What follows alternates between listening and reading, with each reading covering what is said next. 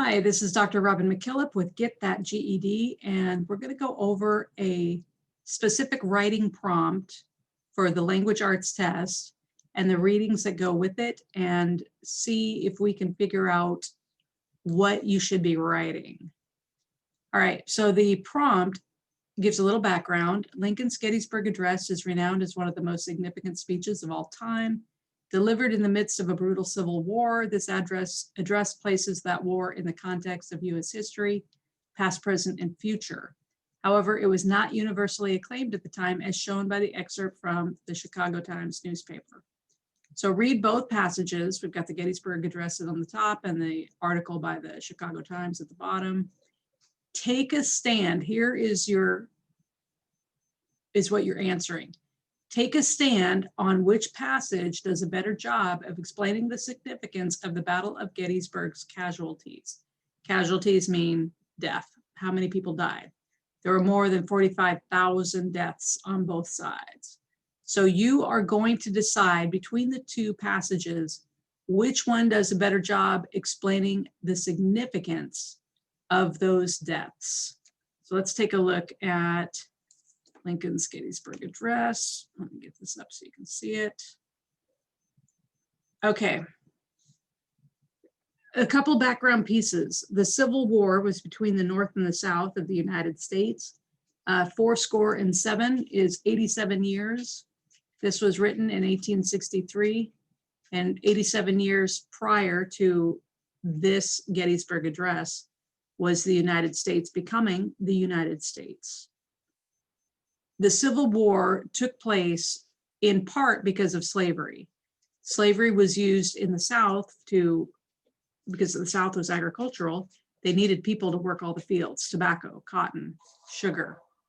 And the North was starting to feel like, you know what, that's so wrong. You can't enslave people. And by abolishing slavery, that put a definite economic problem on the South. Again, North, very industrial, South, very agricultural. They needed the labor, and having slaves was great because they didn't have to pay them.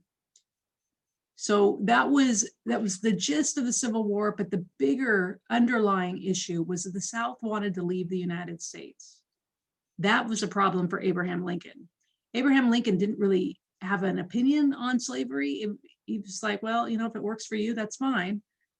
But when the South wanted to become its own nation and break off from the United States, then that was a problem. And this is all about Lincoln talking about the sacrifices of the Americans who died during the Battle of Gettysburg. It was a 3-day war, 45,000 people died. Or I should say 3-day battle. The war took over, I think, 4.5 years. But the battle, 45,000 people died at the Battle of Gettysburg in 3 days. Crazy. And the North won.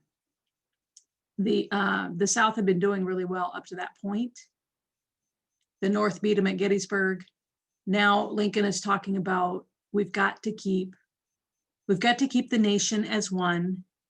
We are by the people, for the people, birth of a new freedom. What he's really getting at is we started out as a unified nation. We've kind of moved away from that. We need to get back to it. And in the prompt, when they said past, future, present, that's what he's talking about.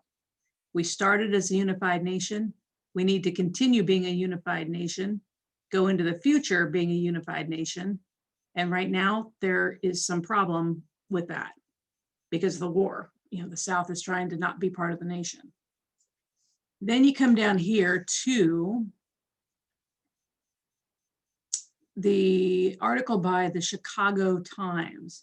Now, you got to think about where Chicago is. Chicago is in the North.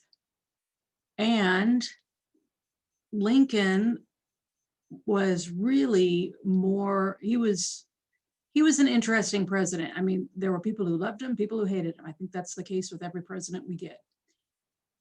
In the North, very much against slavery. And this article says that speech Lincoln gave was an insult to the memories of at least half of the dead. He was there professedly to honor, misstatement for the cause for which they died, da, da, da, da, da. And then they bring in these pieces from the US Constitution. And what the US Constitution says in the pieces that they pulled, people or Indians and Blacks are considered to be 3/5 of a human. That's ridiculous, I know, but that was what was in there at the time. Migration or importation of persons, as any of the states now exist, proper to admit, shall not, this is really hard to understand. Tax or duty may be imposed on such importation, not exceeding $10 for each person.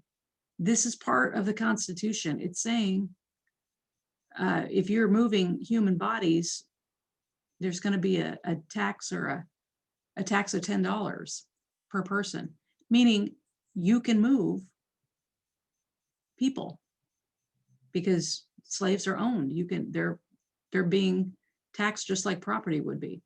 This one down here, this one's saying that if a slave escapes from the state in which they were employed or the people with whom they were employed being an operative word here, enslaved, that if they get to another state and they get caught, they can be sent back to their slave owner.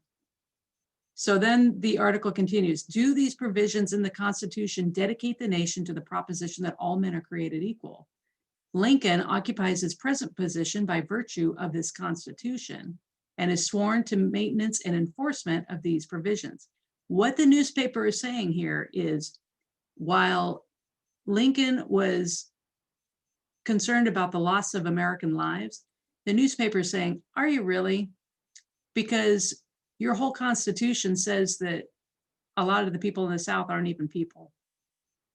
So they're calling him out by saying, supporting or honoring the death of the Southern soldiers at the Battle of Gettysburg is, number one, a slap in the face to the Constitution, which clearly says you can have slaves or you can have people that aren't really people.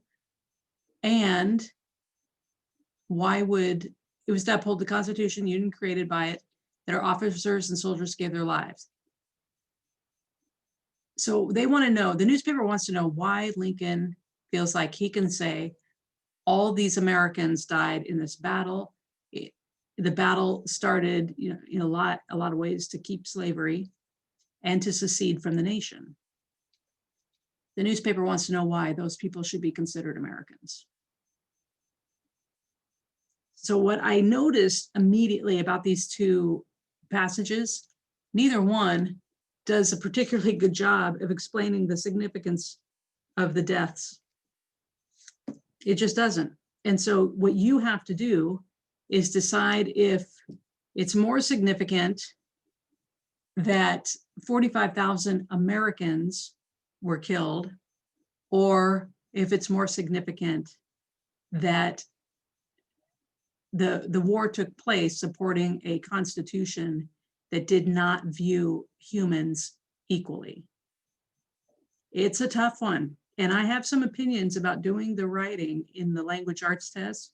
So if any of you would like to have a chat with me about my opinion on that, please send me a private message and we'll talk about it. This is tough. And this is going to take you probably more than 40 minutes. So keep that in mind.